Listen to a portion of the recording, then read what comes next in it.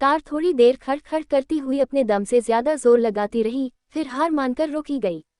मैंने खिड़की से बाहर झांकते हुए ड्राइवर से पूछा, अब क्या हुआ? हर थोड़ी देर में तुम्हारी कार को नाटक करने की आदत है क्या? ड्राइवर ने झल्लाहट दबाते हुए मुझे जवाब दिया, अब गाड़ी नखरे उठवा रही है तो क्या करे साहब, उठाने तो पड़ेगे ही। मैंने टाइम देखा, 3 तो यही बज गए थे। 4 से पहले हवेली पहुंच नहीं पाऊंगा। 2-3 घंटे तो कम से कम रुकना ही है वहां, यानी 6-7 बज जाएंगे। अब रात में क्या वापस होना, सुबह से पहले तो नहीं निकल पाऊंगा। कल फिर इसी खड़खड़ रास्ते को झेलते हुए स्टेशन पहुंचना सोचकर ही दिमाग थकने लगा था। साहब, कीचड़ मिट्टी का रास्ता है, लग रहा कुछ दिक्कत हो गई कार में। फोन किया है, मैकेनिक आएगा। समझ लीजिए घंटे भर की फुर्सत, इससे ज्यादा खराब क्या ही होगा। एक पल को मेरा दिमाग भन्नाया, फिर खुद पर शर्म आई। मैं किस लिए जा रहा था हवेली? जिस बात के लिए जा रहा था, उस बात का तो एक रत्ती भी दुख मेरे मन के किसी कोने में था नहीं। एक एक्सीडेंट में अपने माँ पापा को खोने के बाद मैं ताऊजी के घर ही रहा। ताईजी, जिनकी छाया में मैं बड़ा हुआ, वो 3 दिन पहले दुनिया छोड़कर चली गई थी और उनकी मौत पर जाना एक बहाना था। मैं तो अनीता का हाल जानने जा रहा था। मैंने कार की पिछली सीट पर लेटकर बैग का तकिया बना लिया। जब तक कार नहीं ठीक हो जाती, एक नींद तो ली ही जा सकती थी। आंख मूंदते ही ताऊजी के बेटे प्रताप भैया का चेहरा खट से सामने आ गया। आंखें तुरंत खुली, फिर बंद भी होने लगी। इस बार फिर प्रताप भैया दिखे, लेकिन इस बार अकेले नहीं, बगल में अनीता भी थी। पिछली बातें याद आने लगी थीं। करीब 2 साल पहले जब मैं हवेली आया, तो भैया ने आते ही दबोच लिया था। जी तू कर रहा, जान से मार दूं तुझे, शादी पक्की करने गए थे, तब क्यों नहीं आया? भैया, ऑफिस वालों ने आने ही नहीं दिया। अब आया हूं ना, हफ्ते भर की छुट्टी पर, आलीशान शादी होगी। 1 मिनट रुकिए, पहले भाभी की फोटो दिखाए। भैया ने इधर उधर देखते हुए अपना फोन निकाला। एक फोल्डर था भाभी की फोटो का। मैंने झांक कर देखा, इतनी फोटो रखे हुए हो। मैंने व्हाट्सएप पर मांगा, तो क्यों नहीं भेजी? भैया ने फोटो गैलरी देखते हुए कहा, देख सूरज, मुझे ये सब पसंद नहीं, तू जानता है। मैं तुझको भेजता, तू अपने दोस्तों को भेजता, फिर ये फोटो इधर से उधर घूमती। ओहो, पजेसिव हो रहे हैं भाभी के लिए। अच्छा, अब तो दिखाए। मैंने उनके हाथ से फोन छीन लिया। अरे ये क्या, मेरा तो मुंह खुला रह गया। कितनी सुंदर है ना तेरी भाभी। भैया मुझे चौंका हुआ देख गर्व से भरे जा रहे थे और मैं एक के बाद एक फोटो देखता जा रहा था। ये तो अनीता है, मेरठ से है ना? ओह माय गॉड, मेरा चेहरा जैसे ही खिला, भैया का उतर गया। ए भाई, पूरी बात बता, इतना कैसे जानता है इसको? अनीता और मैं 12वीं तक एक साथ पढ़े हैं भैया। पापा की पोस्टिंग वही तो थी तब, एक ही स्कूल, एक ही क्लास, घर भी पास थे हमारे। मुझे विश्वास ही नहीं हो रहा था, इतनी पुरानी जान पहचान का इस तरह सामने आना, इतने करीबी रिश्ते में बदल जाना। सच कहते हैं दुनिया गोल है। तब तो बेकार इतनी जांच पड़ताल करवाए लड़की और घर परिवार की, तेरे से ही पूछ लेते। भैया मजाक करने की कोशिश करते हुए हंस तो दिए, लेकिन वो हंसी उनके चेहरे पर फैल नहीं पाए। पता नहीं क्या हुआ उसके बाद, वो जब देखो तब मुझसे अनीता के बारे में अजीब ढंग से पूछते रहते। उन सवालों में कौतूहल नहीं, बेचैनी झलकती थी। सब लड़कों से बात करती थी अनीता। तुम सब लोग घूमने भी जाते थे साथ में। अनीता तो बहुत सुंदर है, लड़के पटाने की कोशिश तो करते ही होंगे। कभी नाम उछला किसी के साथ। मुझे प्रताप भैया की ये बेचैनी डराने लगी थी। उनके अंदर एक घुटन सी महसूस होती थी। मुझे डर सताने लगा कि इस घुटन में इनका रिश्ता कैसे टिक पाएगा। एक घुटन मेरे अंदर भी फैली हुई थी। अनीता और मैं बचपन के सिर्फ दोस्त नहीं थे, उससे ज्यादा भी कुछ थे। ये बात हम दोनों को पता थी और सिर्फ हम दोनों तक रह भी गई। हेलो, आप सूरज बोल रहे हैं? एक दिन सुबह ही किसी अनजान नंबर से मेरे पास फोन आया। जी, आप कौन? मैं अनीता, आपकी भाभी। एकदम शांत आवाज आई। मैं संभल गया। नाम बताने के साथ मुझे रिश्ता भी समझा दिया गया था। कैसी हो, कैसी हैं आप? मैंने अपनी भाषा ठीक की। मैं ठीक हूँ। इन्होंने बताया कि आप इनके चचेरे भाई हैं, बस आपसे एक रिक्वेस्ट थी। मैं अनीता की इस औपचारिक बोली से खींच गया था। कौन कहेगा कि एक समय में हम इतने करीब रहे हैं कि मैं ये कह रही थी कि आपके भैया थोड़ा पॉसेसिव है मेरे लिए, तो आप वो सब मतलब स्कूल वगैरह की बातें क्यों करते रहते हैं? वो बहुत पुरानी बातें हैं। अनीता बोलते हुए रुकी, फिर बोली, इतना पुराना याद नहीं रखना चाहिए। मैं कुछ भी बोलने की हालत में नहीं था। बस मैंने इतना पूछा और कुछ। उधर सन्नाटा था। वो कुछ सोचकर बोली, हमारी बात हुई, किसी से कहिएगा नहीं। नहीं कहूँगा। और कुछ? मैं रोबोट की तरह पूछता जा रहा था। हालांकि मैं पूछना तो ये भी चाहता था कि जब भैया से छुपकर बात हो रही थी तो उसको मेरा फ़ोन नंबर कैसे मिला था। एक रिक्वेस्ट और थी, आप बुरा मत मानिएगा। मैंने दिल कड़ा कर लिया। कुछ और भी बचा था अभी। जी बताए। हो सके तो शादी से पहले आप वापस लौट जाइए। मैं नहीं चाहती कि हमारा कभी आमना सामना हो। तर्क जैसा लगा था मुझे। ऐसा भी क्या खटक रहा था मैं। हालांकि मैंने उसको आश्वस्त करके फ़ोन रख दिया था, लेकिन कुछ था जो मुझे अजीब लग रहा था, बहुत बुरी तरह। शायद मुझे ये शादी ही अजीब लग रही थी। अनीता और भैया का कोई मेल नहीं था। वो एक बहुत पढ़ी लिखी, खुली विचारों वाली लड़की थी और भैया फर्जी डिग्री लादे हुए, संकुचित विचारधारा के माहौल में पले हुए, अमीर घर के बिगड़ेल लड़के। थोड़ी बहुत जांच पड़ताल की तो पता चला, किसी बिचौलिए रिश्तेदार ने आधी अधूरी सूचना देकर रिश्ता तय करा दिया था। अनीता के पापा प्रताप भैया के वैभव पर और अनीता उनकी हीरो जैसी शक्ल और कदकाठी पर मोहित होकर तैयार हो गई होगी, बाकी का काम फर्जी डिग्रियों ने कर दिया होगा। पता है, अनीता जब देखो तब बस पढ़ाई लिखाई की बात करती रहती है। अब उसको क्या बताऊं, मेरे तो सारे BA घर बैठे हुए। भैया जिस बात को सीना ठोंक कर बताते थे, वही बात मेरे दिल में धुक धुक करने लगती थी। एक बार शादी होकर आएगी ना, खुद देख लेगी। इतनी तो गिनती उसने सीखी नहीं होगी कि हमारी दौलत गिन पाए। नौकर, पैसा, जमीन जट्टा, बोरा जाएगी तेरी भाभी। भैया ने भविष्यवाणी कर दी थी उस दिन। अनीता सच में बोरा गई थी। शादी के ठीक चौथे दिन बाद जो वो मायके गई तो वापस नहीं आई। मैं तो ऑफिस का बहाना बनाकर ठीक शादी से एक दिन पहले दिल्ली वापस आ गया था। परिवार वालों से खबरें मिलती रहीं। अनीता किसी भी कीमत पर ससुराल वापस आने को तैयार नहीं थी। फिर करीब महीने बाद एक दिन अचानक अनीता मायके से ससुराल वापस आ गई। भैया का हंसते हुए फोन आया था, अरे बधाई हो, चाचा बनने वाला है तू। हवेली की ये गुत्थी कभी उलझती कभी सुलझती।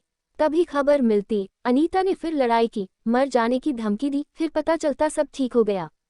हवेली एक घर न रहकर जैसे रिश्तों का अस्पताल हो चुकी थी, जहां सारे रिश्ते बीमार थे। बेवकूफ औरत है, ध्यान नहीं रखा अपना। भैया की आवाज दुख की बजाय गुस्से से भरी हुई थी। बच्चा दुनिया में आने से पहले ही अलविदा बोल गया था। सबने अनीता को दोषी ठहराया था। बवाल एक बार फिर जोर पर था। इन सब में मेरी भूमिका एक मूक दर्शक से ज्यादा नहीं थी। बस मैं ये सब होते देख सकता था, कुछ कर नहीं सकता था। इसी बीच एक नई बात ने शोर मचाया। अनीता ने भैया से बात करना बंद कर दिया था, यहाँ तक कि उनके कमरे तक अलग हो गए थे। सारे नौकरों के बीच मेरा मजाक बनाकर रख दिया है इस लड़की ने। नौकर लोग इस तरह बात करते हैं, साहब का कमरा, बहूजी का कमरा, एक बार आजा तू, खुद देख ले आकर। बात इतनी बिगड़ जाएगी, किसी ने सोचा नहीं था। मुझे भी अब ये सब नाटक जैसा लगने लगा था। मन करता था अनीता से जाकर बात करूं, फिर याद आती उसकी न मिलने वाली बात। एक बार फोन भी लगाया उसको, नंबर ही काम नहीं कर रहा था। हेलो सूरज, मैं अनीता। एक दिन अचानक किसी नए नंबर से अनीता का फोन आया। चौंकाने वाली दो बातें थीं, एक तो फोन आना, दूसरा भाभी का रिश्ता याद न दिलाते हुए सिर्फ अनीता कहना। जी बोलिए भाभी, मैं अपने दायरे में ही रहा। मुझे इन सब के खिलाफ केस करना है, सपोर्ट करोगे? मेरे होश उड़ गए थे। अब ये क्या था, घर में भयंकर बवाल करके भी इसको चैन नहीं, अब केस भी होगा, और उसमें भी मेरा सपोर्ट। मैं हूँ कौन? आप मुझसे कैसे सपोर्ट मांग सकती हैं मेरी फैमिली के खिलाफ? मेरे सवाल के जवाब में मुझे सुनाई दिया सन्नाटा और फिर रोने की आवाज़। अनीता एक शब्द भी नहीं बोल पा रही थी और जब बोलना शुरू किया तो सन्नाटा मेरे ज़हन पर छाने लगा था। अनीता की बात माने तो वो नारकीय जीवन जी रही थी। शराब पीकर पत्नी को पीटना भैया के लिए आम बात थी। किसी भी आदमी से वो बात कर ले तो भैया पर भूत सवार हो जाता था। शादी के तुरंत बाद ही भैया की कुछ हरकतें अनीता को नागवार गुजरी थीं, तभी वो मायके से आना नहीं चाहती थी। फिर तुम वापस क्यों आई? वहीं रहकर विरोध करती, तलाक लेती? मैंने रूखे ढंग से पूछा। मैं उसकी बात आसानी से मान नहीं पा रहा था। मैं नहीं आना चाहती थी, तब तक पता चला कि प्रेगनेंसी है। मुझे लगा शायद सब ठीक हो जाएगा अब। वो रुककर बोली, ठीक भी रहा कुछ दिन। फिर मेरा एक कज़न आया मुझसे मिलने। उसके जाने के बाद इनको लगा कि मेरे उसके बीच कुछ गलत रिश्ता है। इन्होंने बहुत मारा मुझे, मेरा 7वां महीना चल रहा था। वो फफक कर रो पड़ी थी। मैं कुछ भी कहने सुनने की हालत में नहीं था। ये सब न सच लग रहा था, न झूठ। उसी वजह से, मतलब मारपीट की वजह से? मैंने झिझकते हुए पूछा। अनीता ने हामी भरी। हाँ, इनकी सनक की वजह से सब कुछ खत्म हो गया। मेरे मायके वाले तब भी कहते रहे, एडजस्ट करो, सब ठीक हो जाएगा, लेकिन कुछ ठीक नहीं होगा, मुझे पता है। मैंने उसकी बात सुनकर थोड़ा बहुत समझाकर फोन रख दिया था। मैं सुन चुका था, मानना अभी बाकी था। घर के अंदरूनी मामलों की सच्चाई जिनको पूरी तरह पता हो सकती थी। मैंने उनका दरवाज़ा खटखटाया। हवेली के पुराने नौकर बुधिया को फोन करके उनका विश्वास जीतकर अंदर की बातें उगलवाईं। जो सच निकल कर आया वो इतना कुरूप था कि सुनना मुश्किल था। अनीता उस सच को जी कैसे रही थी? उसने विरोध का नया तरीका निकाला था, अलग कमरा चुन लिया था। मुझे लग रहा था इतिहास अपने आप को दोहरा रहा था। यही हालत ताईजी की थी। बात बात पर ताईजी लताड़ दी जाती थी। मैं छोटा था, समझ नहीं पाता था। ताईजी के हाथ, गर्दन, चेहरे पर उभरे निशानों का मतलब मुझे बहुत बाद में समझ में आया। वही मारपीट की परंपरा भैया भी निभा रहे थे। भैया से कुछ कहा नहीं जा सकता था। अनीता का तलाक उसके माँ पापा होने नहीं दे रहे थे। अनीता मुझको अक्सर फोन करने लगी थी। अब सहा नहीं जाता। लगता है मर जाऊं। एक घर में रहकर अलग अलग रह रहे हैं, तब भी चैन नहीं है। कल फिर हाथ उठाया मुझ पर। भैया तो मेरी नजरों से गिरते ही जा रहे थे। ताऊजी भी सम्मान पाने लायक नहीं रहे थे। ताईजी तो गूंगी गुड़िया ही थी। उनके सामने घर में ये सब हो रहा था और वो चुप थी। साहब, साहब, कार ठीक हो गई है। ड्राइवर मुझे तेज आवाज में जगा रहा था। जैसे तैसे आंखें खोलकर मैं फ्लैशबैक से बाहर आया। कपड़े ठीक करके, मुंह धोकर मैंने हुलिया ठीक किया और आधे घंटे के अंदर ही हवेली जा पहुंचा। हवेली, घर न लगकर भूतों का डेरा लग रही थी। पहली बार ऐसा हुआ था कि हवेली का फाटक खुलते ही ताईजी की बाहें मुझसे नहीं लिपटी। बड़े दिन लगा दिए सूरज। ताईजी तुमको याद करती हुई चली गई। ताऊजी सोफे पर निढाल पड़े हुए थे। मुझे देखकर आंखों में नमी तैर गई। कितने दिन की छुट्टी पर आए हो? कल सुबह चला जाऊंगा ताऊजी। भैया कहाँ हैं? ताऊजी, पता नहीं, के अंदाज में कंधे उचकाकर फिर से सोफे में धंस गए। मैं बैग वहीं रखकर सीढ़ियां चढ़ता हुआ ऊपर आया। भैया के कमरे की ओर बढ़ा तो वहां धूप अंधेरा था। आगे ताईजी के कमरे में रोशनी थी। भैया, मैंने आवाज देते हुए दरवाजा धकेला। भैया वहां नहीं थे। सामने थी ताईजी की फोटो, फूलमाला पहनी हुई और उनके बगल में बैठी बुद्ध बनी हुई अनीता। मुझे देखकर उसने सिर झुका लिया। भैया, भैया कहाँ हैं? मैं हड़बड़ा गया था। इतने सालों बाद अनीता को देखना, वो भी इस हाल में। शरीर ऐसा जैसे कंकाल को साड़ी पहना दी गई थी। चेहरे पर आंखें गड्ढों में धंसी हुई और रंगत ऐसी जैसे शरीर से पूरा खून निचोड़ लिया गया हो।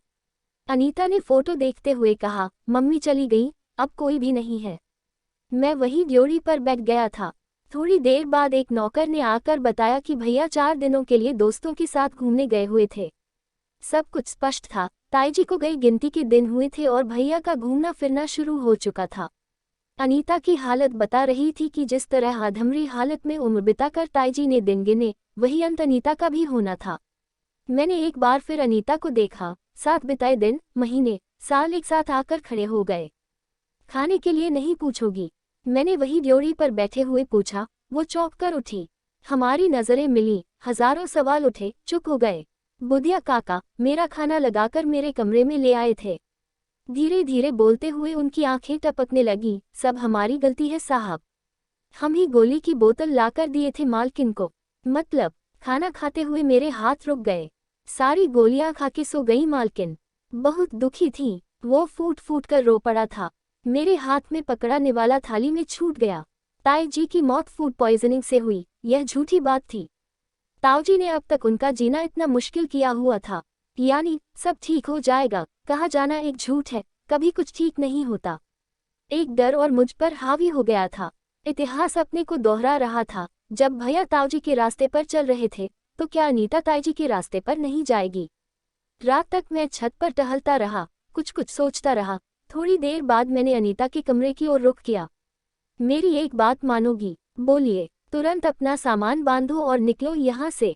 अनीता को तब तक कुछ समझ नहीं आ रहा था, जब तक बुधिया काका का बताया सच मैंने उसके सामने लाकर नहीं रख दिया। ताईजी की तरह ही जी रही हो तुम, उन्हीं की तरह दुनिया से जाना भी चाहती हो। सोच लो तुमको क्या करना है। मैं सुबह निकल रहा हूँ। मैं हूँ तुम्हारे साथ। अनीता की आंखों में मैंने देखकर आखिरी 4 शब्द कहे और वापस लौट आया।